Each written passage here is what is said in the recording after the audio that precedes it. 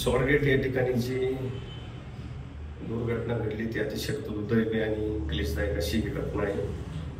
मीडियाच्या माध्यमातून असं समजलं की तो जो आरोपी आहे तो शिरूर तालुक्यामध्ये राहणार आहे।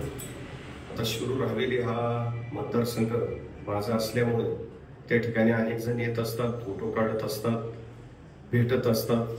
त्याच्यामुळे अशा कुठल्याही प्रकारच्या व्यक्तीशी आपला कुठल्याही प्रकारचा त्या ठिकाणी संबंध नाही। मतदारसंघातली लोक असतील किंवा मतदारसंघाच्या बाहेरची लोक असतील, अशी लोकप्रतिनिधी म्हणून दिवसभर भेटत असतात, फोटो काढत असतात। परंतु जी घटना घडली ती अतिशय क्लेशदायक आणि दुर्दैवी आहे आणि अशा या विकृती असलेल्या व्यक्तीला निश्चितपणे फाशीची शिक्षा झाली पाहिजे। फास्ट ट्रॅकवरती केस घेऊन निश्चितपणे त्या ठिकाणी लवकरात लवकर न्याय मिळाला पाहिजे, अशी या ठिकाणी आमची भूमिका आहे।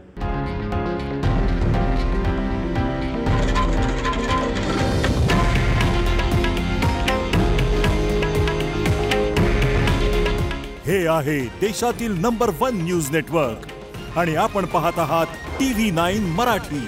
काळजी तुमची, हित महाराष्ट्राचं।